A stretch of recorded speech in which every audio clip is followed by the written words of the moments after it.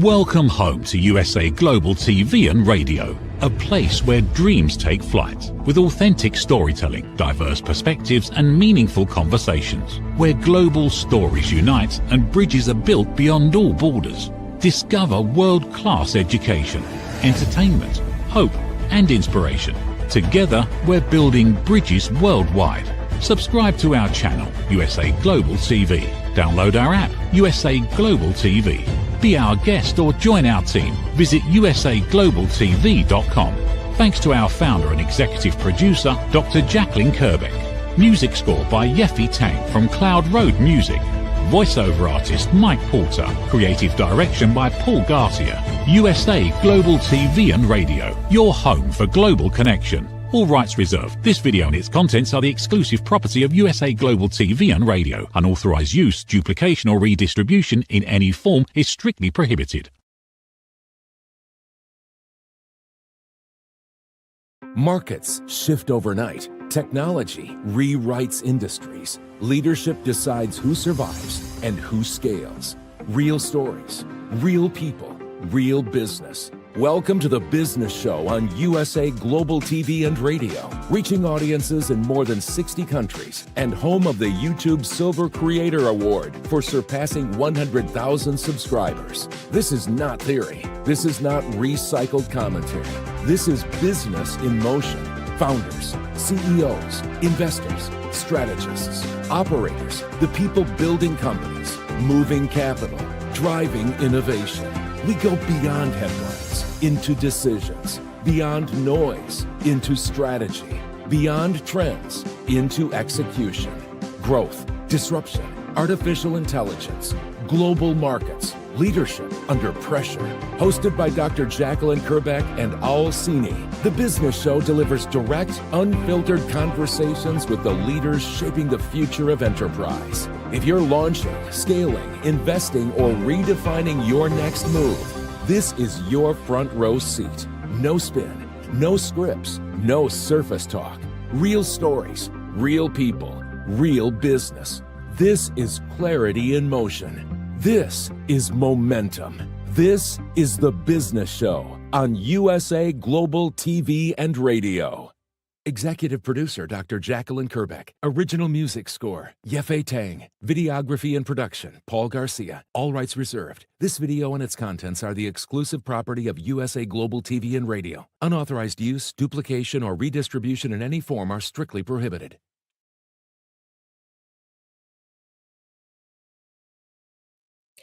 Good morning, good afternoon, and good evening. Welcome home to USA Global TV and Radio, where we proudly provide world-class education, entertainment, hope, and inspiration. I'm Dr. Jacalyn KERBECK, and today's show is The Business Show. My co-host is joining us today, and we've got a super guest who will be with us as well. And our topic is artificial intelligence. Many of you are business owners out there, and you're wondering, how is AI impacting your business? How's it going to impact your business? Do you really need to incorporate, embrace AI? We're going to find out today. So the co-host and my dear friend and longtime mentor, we've actually been working together, Cini, for 7 years on television, believe it or not. His name is Cini, and he is an expert when it comes to all things related to project management and technology. He is the founder of ProFit for Teams, and we're going to talk a little bit about that today. And he has been aligned with the major networks across the world, and we'll talk about that as well. They begin with 3 letters or 4 letters. You can figure them out. Okay, welcome to the program, Cini. How are you? You know, I'm just fine. Good morning, Dr. Jacalyn. And this is an exciting topic, artificial intelligence. I mean, we picked something that everybody, well, only a few people really are talking about it. It hardly ever ends up in the news. Kidding. It's a gigantic topic, and it's a present, definitely present right here and now topic. It's not a future topic anymore. So now is the time to begin talking about how you can make it work for your business. I'm glad to be here. Well, it's a pleasure to have you. We're going to dive into it. We are waiting for our guest, so we're hoping that he's going to join us very shortly. I did hear from him last night, and he said he was looking forward to it. So, Al, we have been together for 7 years broadcasting. Can you believe that? 7 years. 7 years in anything sounds like a long time, but it's gone so quickly. And there was a little bit of a break there while I was doing some work for one of those three-letter acronym companies that you mentioned. But Yes. now I'm back, and it's great to be back. So thanks as always for the opportunity. Well, thank you. And Al, I'd like us to focus just a little bit when we think about the media industry. So when we started together 7 years ago versus today, there have been a lot of changes.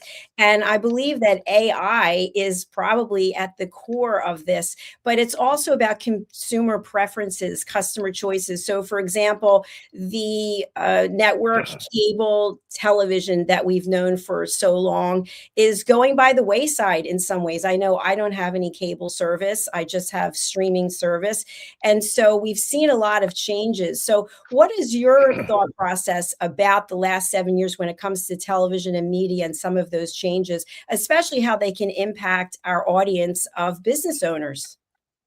There are so many aspects of the media business that you touched on in just 30 seconds that are worth talking about. The first is, what is it that actually fixes an audience to a stream, whether it's broadcast over the air or delivered over the internet? And it still is, in fact, personality. So people bond with the people they know. They tend to want to follow the people they know. And the real value in any network are the stable of what they call talent, especially in the news business, of people that the people at home, the people who consume the content have grown to trust and believe in. And that's still true. That's still an important part of audience reactions, audience dynamics in the media business. Now, but what you touched on though is the way it's delivered.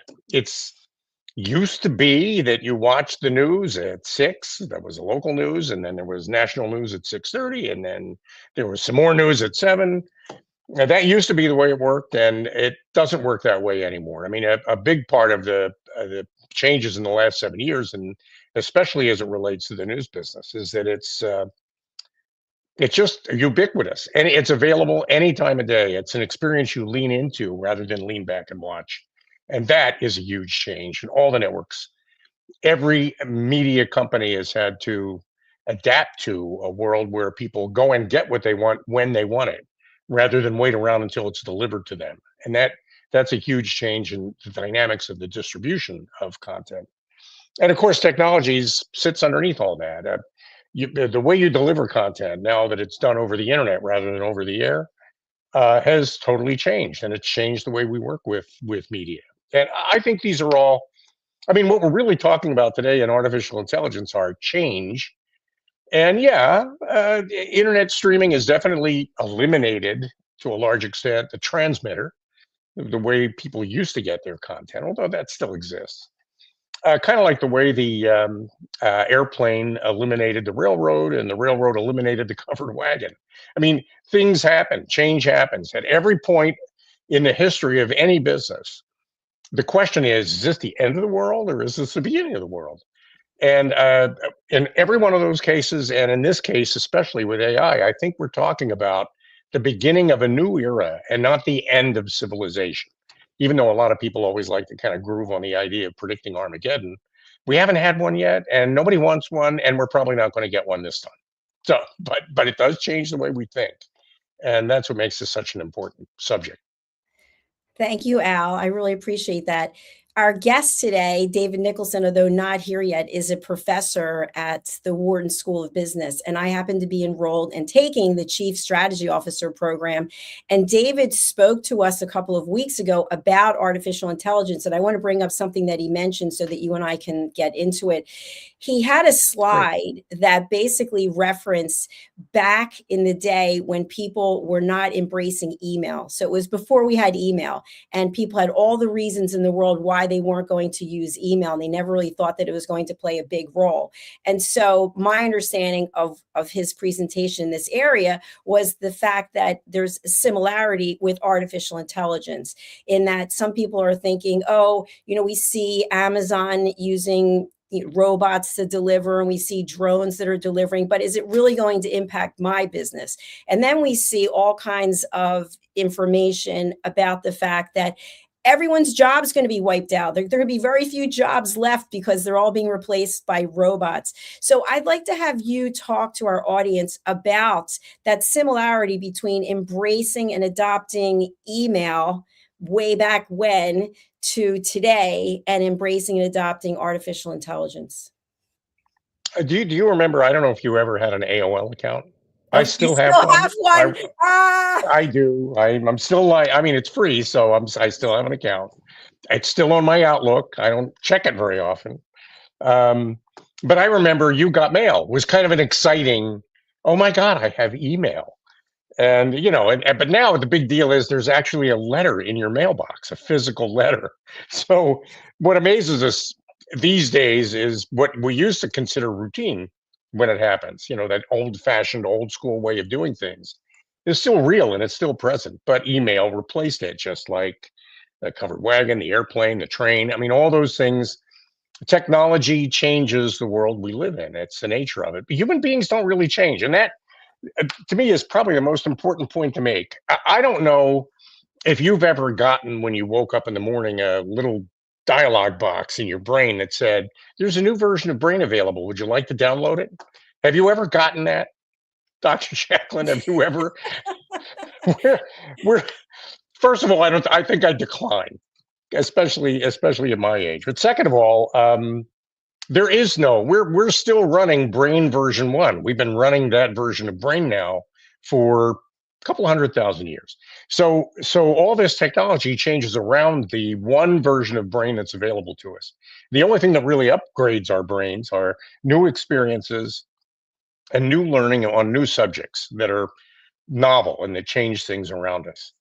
So to me, artificial intelligence, just like any technology, is an opportunity to learn something new and use it to enhance the impact that I have or that anybody has on the world that we live in. And I've found it to be very useful from that point of view. And I don't see it. There will definitely be jobs that change and maybe even go away as a result of AI and robotics. There are an awful lot of routine day-to-day bread and butter jobs that will evolve as a result of AI in the world. But there are going to be opportunities that emerge from all this for people that can elevate their skills above that. And it doesn't matter how old you are. It doesn't matter how you're coming into that subject. I think AI is an open field that will itself evolve over time, and I think will promote our own individual and collective evolution as it moves along. So I see it as a great opportunity, and I use it. And I found it to be very helpful. But there's some tricks to using it effectively, and there's some things to avoid that I think are worth talking about. And I know you use it too, don't you? I do. And my favorite part of you using AI was when you and I were together for a meeting and you asked it about me and USA Global TV. And it came back with Yeah, I was like, yay, thank you, thank you. yeah. Your message is getting through. I mean, what does AI know? Any AI platform knows what it knows, and it knows what it knows through Twitter, X, or the web. I mean, it knows that's how, and also what we tell it. The more we talk about it, the more it learns. It doesn't necessarily share what we say with anybody else. I mean, I keep asking, oh, by the way, the platform I use, and it's probably worth talking about that. I use Copilot, which is they'll never say it, but it's Microsoft's version of ChatGPT, and there are a lot of similarities in those two platforms. I think they have a common ancestor. I use Copilot because I develop on the Microsoft platform software that I use in my business. And Copilot is a Microsoft product, so it knows the Microsoft software ecosphere and all the products, the third-party products that it touches. So if I have a question about whether a particular path or approach is a good idea or not, I can ask Copilot, and Copilot will do all the Googling it needs to do to answer my question. It's very helpful for that. Now, some people say you can use it to write code. I can't. The kind of code I write is more involved than that. It's more custom than that. And even Copilot will tell me, sorry, I can't do that for you. It's too custom. It's too involved. But for routine things, sure, AI can write an app, AI can write an email. I mean, that doesn't necessarily mean we wanted to do all those things, but it certainly is available to do a lot of the drudgery communication, regular routine things that um, I hate to say white collar, but people in our lines of work tend to do every day. And as a result of that, it definitely does lighten the burden of doing the kinds of work we do. So, I'm thrilled with it. I don't see it ever calling me and telling me what to do. Every interaction I've ever had with AI has always been me calling it and saying, this is what I need, and having it come along with that. I guess someday I need to worry about my phone blowing up with messages from Copilot wanting to know why I haven't done the list of things it told me to do yesterday. Maybe that would be a good thing in my case. I have a partner in my Profit for Teams business who would probably pay Copilot to nag me to get done some of the things I need to get done. That's a nod to Lisa, who may be tuning in. Lisa Manioki is my partner in Profit for Teams. But right now, no, I call Copilot when I need Copilot, and I'm very comfortable with that relationship. And it knows about you through what I've told it about you. I'm going to keep saying it. I call it Bob, and it appreciates the fact that I call it Bob, and it thanks me for that. But I know it's a machine. I'm totally mindful and aware of that. And I think if you're a business owner and you're ignoring this change in the way the world works, I think you're at risk. I think now it's people ultimately that use it. And another aspect of my business, the Profit for Teams business, is preparing teams to adopt novel technology like artificial intelligence. And I think there are steps you can take as a business owner to prepare your people to use artificial intelligence maybe more effectively or in a way that is better supportive of your company's mission than just as like a super Google. And I think a lot of companies, a lot of business owners need to get behind the idea that they need to condition artificial intelligence and onboard it the way they would onboard an employee. And one of the things we do with Profit for Teams is offer guidance in that area. And I think that's important. Your people need to know what they're using it for. I mean, if it's to get recipes for fettuccine Alfredo, which I've used it for, it's always there for that. But if it's to build the things that need to be built to make the company you work for successful, you need to preload it for that so that it knows that's what you're trying to accomplish with it. And if you do that, you get great results. Yeah, and I love that you shared that you're using Copilot. I'm using ChatGPT, and I think there are other options out there for people. And to your point that you A just made, bunch. yeah, I think as business owners, we need to know what our options are and how we can benefit from using these platforms. So just like I mentioned way back, what seems to be the dark ages when people were not using email, and now imagine a world without email. I actually know two people who do not use email, believe it or not. They do not own computers. And we've heard things about A-list celebrities in Hollywood who don't even have a phone. It's one of those flip phone devices. So for the majority of us, AI is here and it's important. It's going to continue to evolve. And so what I like to just share about ChatGPT is, in my experience, not only as a business owner, but also as an author, is that ChatGPT is really good for some things and really not so good for other things. And you touched on this a little bit, Al.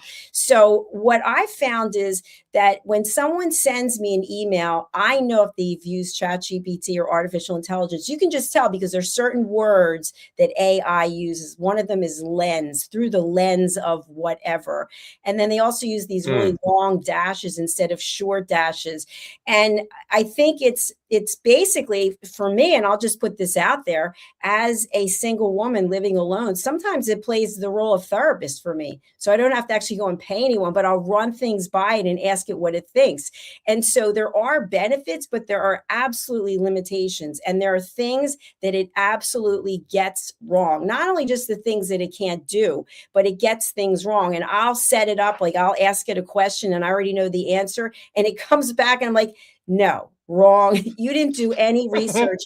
Or I will frequently ask it to come up with a title for one of our TV shows, and it will come up with something. I'm like, where did this come from? This has nothing to do with what I asked you to do. And then it'll put, well, let's not focus on it.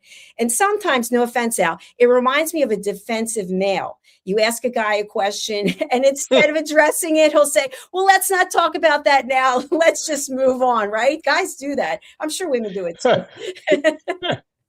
So I think for Well, as people, a matter of fact, I've done that myself personally now and then, and so I can relate, and I'm not offended at all.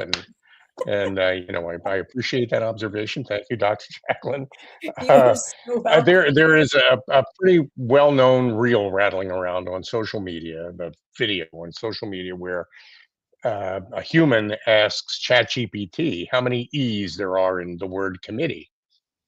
And it's humorous because ChatGPT gets it wrong over and over again. I mean, it says 3 E's. And the human argues and says, but how many M's are there in committee? And then it'll say, it comes back and says, oh, I know, it's a tricky question. And sometimes you think it's 2 because you see them side by side, but there are 3 M's in committee, in the word committee. I mean, it gets it wrong over and over again. It actually argues. It argues with the user that it's correct, and it does it gently. It says things like, I know you can be confused, and I know sometimes these things are confusing. It's trying to be polite, but it's wrong. And I watch that, and I've had it happen to me a couple of times with a couple of conversations with Bob, co-pilot. And I read an article in a magazine once. This is where I think we really go off the rails with it. I read an article in a technical magazine once that was an article on a subject that was, let's say, very technical. So you don't need to know what the subject is. But the important thing to remember is that the last paragraph of it was verbatim what an AI will say at the end of every answer it gives you, which is, would you like me to consider this? Would you like me to look into this? Would you like me to add this? I mean, ChatGPT is always trying to keep you talking because the longer you're in it, the more successful it is. Kind of like Google.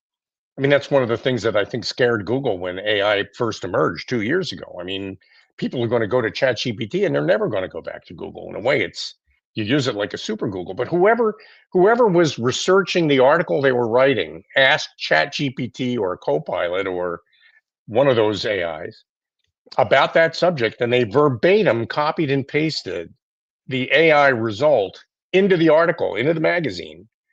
And because the whole role of the editor is largely dead, especially in smaller publications, nobody caught it. It just ended up in the magazine. And at the end of it, you could see it's ChatGPT asking, what would you like me to look into now? What would you like me to consider next? Right there in the article. They didn't even bother to cut that out, which is amazing to me, which scares me. I mean, what scares me is that a lot of what we do is mediocre. And I use the word we, meaning not you or me, obviously, the world. A lot of what we do is mediocre, and artificial intelligence is a wonderful mediocrity machine. It's great at mediocre. It does mediocre really well. And if that's your day to day, well, no wonder you lost your job. That's such a good point, Al.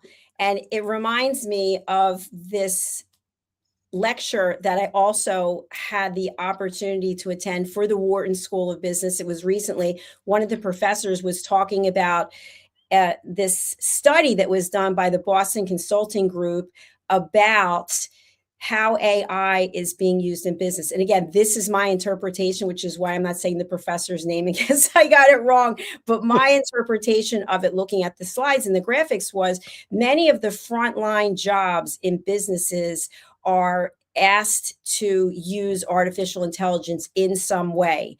And as a result of this, these people on the front line of the business now have more time at their discretion to do something else.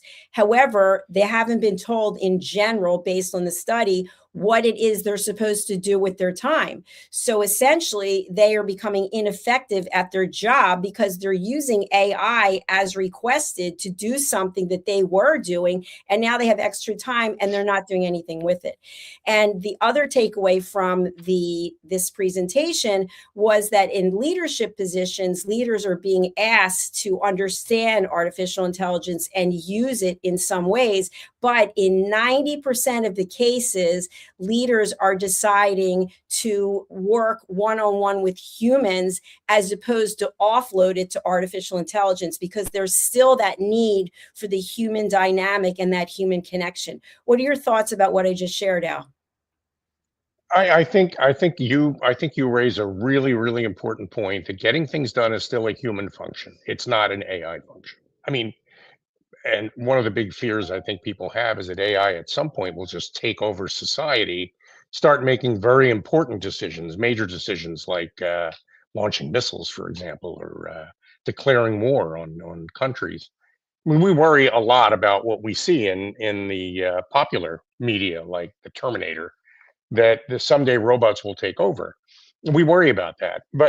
But your point really is the more important and more immediate point. Are humans ready for this? And if I'm managing somebody, and I get the privilege and the opportunity to do that from time to time on some pretty big projects, I want to know that my people are making the decisions that need to be made to move us collectively forward on this project that we're working on together. I want to know that humans are providing the propulsion and the overall guidance and the energy. I want to know that. And if, as we move along, they tell me they're using an AI to save time or to improve quality, I'm thrilled to hear that, because I think if it helps them do their job better, and that's how they're using it, they're the master and AI is the slave. I'm encouraged by that, and I want to really, really encourage people who run businesses. If you think about that in terms of onboarding an assistant for the people who work for you, as an AI platform of one kind or another, then I think you're in better shape than if you think of AI as something that's going to run your business for you. And another point I want to make is that the people that are probably most at risk in AI, I hate to say this, but an awful lot of upper management that I've worked with, I mean, I've always felt they could be replaced with a wind-up monkey that claps cymbals, wears a little hat. I've often thought that. Well, yeah, that was never true, and that was a joke. Now we've got AI, and AI can, at the supervisory level, with a global view of what we're all doing, actually provide pretty good guidance to all of us on who is doing what where. Real-time feedback on how a particular project is progressing. And I think, but that's people. It's the work that the people are doing. And I think you really have to prep your people for this. You got to know that this is coming. And, I see it as a terrific benefit and a huge opportunity. I know a lot of people don't agree with that. And it's popular, I think, to get, especially in the media, and talk about how this is a world-ending technology. But I just don't agree. I found it nothing but helpful. I agree with you, Al. Thanks for sharing your perspective. I feel like for business owners out there who are not familiar with AI and maybe they're against it, it could be come from a place of fear, right? What we don't know, what we don't understand, we're afraid of. And so by educating ourselves, maybe taking a course, a seminar to find out about artificial intelligence and how we can incorporate it into our business, I think is step one. I mean, understand what it is and what it can do for you.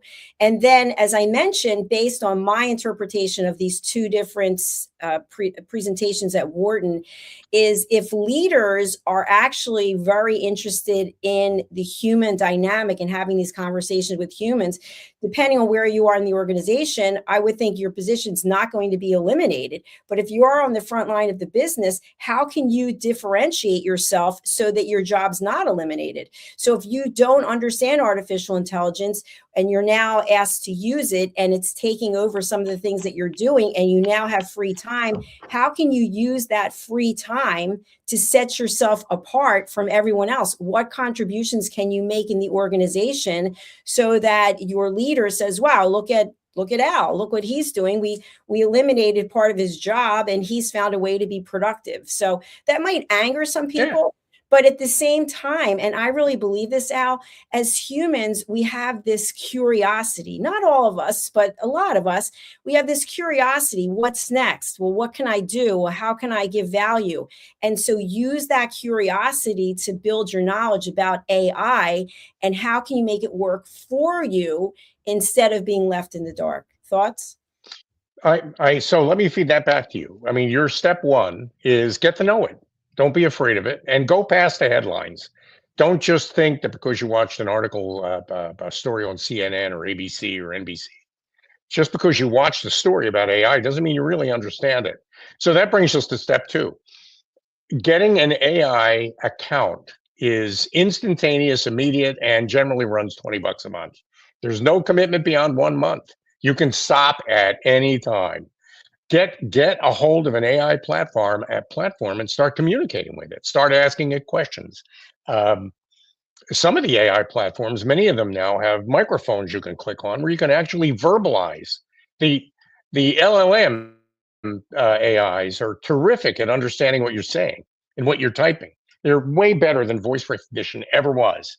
So you can actually have an adult conversation with a machine and not realize it's a machine. You can be sucked into the idea that you're talking with somebody who actually cares. And the cool thing about AI, as you mentioned before, is that it's available 24 hours a day, 7 days a week, and it's always excited to hear from you, no matter when you reach out to it, which means you can use it anytime. Maybe that's a little bit of a trap too, but get to know it by actually logging into an AI and getting and using it.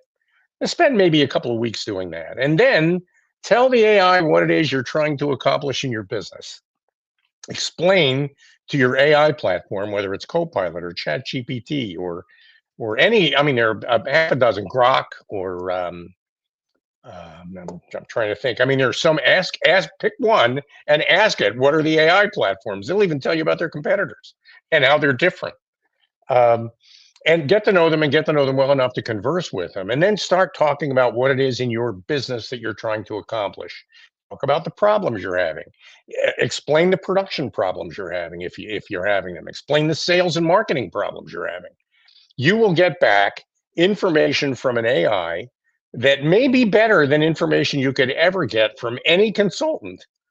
Speaking as a consultant, I realize that's an embarrassing admission, but you can get back really great information from an AI uh, that actually is often very much on point, that will move you in different directions and actually make you more successful. And it's $20 a month. It's free for all practical purposes. It's definitely worth doing. And then after that, see about how you can maybe weave the whole process of AI into your business, but take charge of the process. Don't onboard it the way you normally onboard an employee. Don't just give it a cubicle and a telephone. Teach it who you are and what you're trying to accomplish. Have it learn from you what it is the difference you're trying to make in the world with your company or in your life. And then ask it to help. And if you do that, I think you get great guidance from. I mean, every now and then, but make sure you read what it says. And don't just do it because it said it, because sometimes it's wrong. But it's always something you don't expect. And that's the unexpected information that you get back from artificial intelligence is what triggers you to become more curious and more successful, which is what you want. So Absolutely. don't hide from it. Get out there and use it. And Al, my understanding is there are And I'm sure different if types. David were here, he'd be offering the same advice.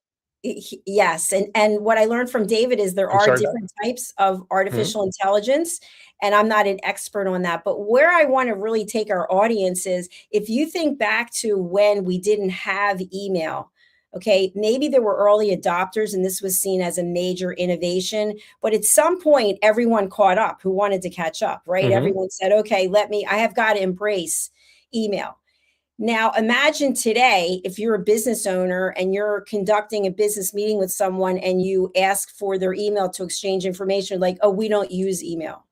Oh, okay, that's interesting. I mean, you're putting up a red flag that, okay, why are you not embracing email? So it may come Think back to about the that. same thing. Yeah, it may come back to at some point while we have the innovation, if it's even still that, if it's considered that as an innovation of AI, and people are onboarding the AI in some way or another, and you are not, you will get left behind. And at some point, people will say, well, That's just part of what we're doing, which brings me to our next topic. And this was also brought up during the Chief Strategy Officer program at Wharton, is that apparently there were one or two individuals who have taken the program and they're using AI completely to run their business. So you have the business owner and then you have these bots, and the bots are actually running different aspects of the business like marketing, sales, etc.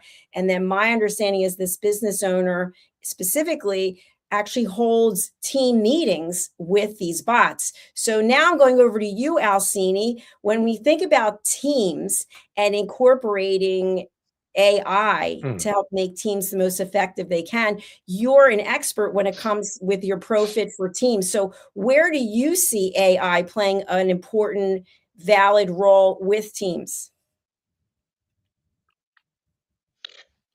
People who are already using artificial intelligence will be a little bit ahead of the game as I described this. But for people who've maybe never used it or haven't used it seriously yet, artificial intelligence platforms learn from you through what are called prompts, where a prompt is a paragraph or more than one paragraph, where you explain to the artificial intelligence bot what it is you're trying to accomplish or what it is you're trying to get done. And gradually over time, through these prompts, AI learns about you and what your intentions are and what you imagine the future to be like. And it starts to learn how it might be able to help you achieve that. And so for me anyway, with ProFit for Teams, what we have with ProFit for Teams is a process that asks a group of people to imagine who they are when they're doing their best work on their best day. So everything we do in developing teams starts with a visualization exercise. Imagine this whole team as though we're a single person doing its best work on its best day. And what comes back from that in our system is auto-generated guidance. What is it that you do? What is it you avoid doing when you're doing your best work on your best day?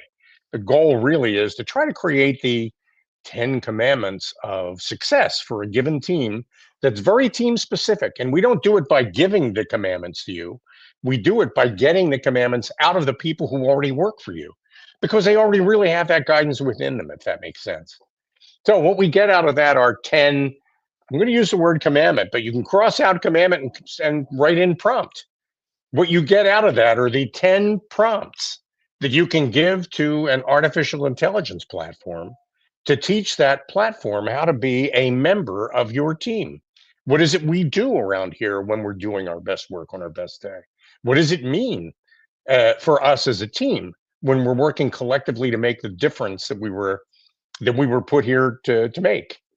And so for me anyway, it's a huge opportunity. I'm not saying and by any means that AI is a human. It isn't. But AI is an agent that works in support of humans. And the more it can learn about what those humans are trying to accomplish, the better equipped it is to support them in that. And so for me, I kind of came to this realization as we were making changes in our program over the last year, that there really is no difference between the people on a team and an AI that supports the people on the team. They all live by the same basic standards that help that team accomplish its mission, whatever they might be. So bringing AI into the team as though it were a person, I think is a big part of the contribution we make with ProFit for Teams. I don't know if that makes sense, and it's kind of radical, but you got to think about AI. I mean, not as somebody you'd hire or fire, but something that you can use that has. And a long time ago in technology, Alan Turing, there was a movie made called The Imitation Game, where they talked about Alan Turing's work in cryptography during World War II, that you may have seen that film. He used to imagine this thing called the imitation game. Someday, we'll live in a world where we can have a conversation with a machine or a human, and we'll be working with the results of those two conversations to try to decide which is the machine and which is the human. We now have achieved that. It is very hard to tell the difference between talking with an AI and talking with a human. It's very hard now to tell the difference whether the thing on the other end of the conversation is living or dead. You know what? I don't know whether it's a machine or a human. So that he used to call that the imitation game. And the way you win the imitation game is by taking advantage of exactly that, not seeing it as a first step in Armageddon, but seeing it as a next step in building a better future. And I really think that's what it represents. Absolutely. I totally agree with you. And what that's leading me to close out our show with is this. We know that AI can process things so quickly. It's incredible. You wonder how it can, at least when I'm asking you questions and I might have like a paragraph of information, I don't even know how I got through the paragraph before it starts to come back with something. But we also know that whether or not we use that information is going to take judgment as a leader. So our leadership skills now are going to include how much of AI are we going to implement? How much of what it tells us to do we believe is correct? So we still have ownership of that. And I think to your point when we first began the show, that for people who are using AI and they're just responding with a copy and paste, you're missing the whole point of it. Even though it did the task for you and it got the information, you have the opportunity to review the information and see if it's in alignment with what you know to be true or what you believe is going to be representative of you. When you just copy and paste it, like to your point, Al, writing an article and then having the chat GPT at the end, what do you think people reading that are going to think? That you didn't take any time to review what chat GPT gave you. So it's almost like it makes things faster because we have access to information quicker, but we have as leaders the ability to judge that information and determine what we're going to do with it. It's such a great point, and just the closing advice: if you don't have an AI account, get Claude, get ChatGPT, Copilot, Grok, uh, open up an account, invest the $20 for a month, and get to know the technology. It's well worth it. Thank you, Al. What's the best way for people to reach you, and who's a good client for you? I'd love to work with HR directors who are focused on talent development, or with project leaders that are looking for a way to reboot a project they might be working on, or business owners that are looking to pull their team together around a result they're trying to achieve. That is what we do with pro-fitforteams.com. So I invite people to visit us on our website or email me at al@pro-fitforteams.com. And let's start a conversation. Thank you so much, Al. For our friends who are listening later after this stream's live on a podcast platform, Al, can you let people know how to reach you on LinkedIn? Yeah, I'm available on LinkedIn. Al, my LinkedIn profile is up there. I guess I'm in Al Cini on LinkedIn. I hope the people watching the program will connect with me on LinkedIn if they haven't already. And I'd love to get to know you, know more about you, and know more about your people and how your people work together. Thank you so much, Al. And we're sorry that our guest wasn't able to make it. Apparently, it was a time change difference. So we will look forward to bringing him back, Mr. David Nicholson, in the future, or bringing him on in the future. Al, thank you for your time. I really do appreciate it. And thanks for the last 7 years. I'm excited to see where we go from here. Thanks for this great opportunity, Dr. Jacalyn. Bye for now.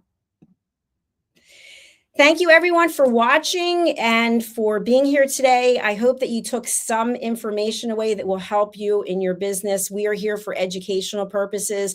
And so if you haven't embraced artificial intelligence, think about taking a course, maybe go to YouTube and watch some videos.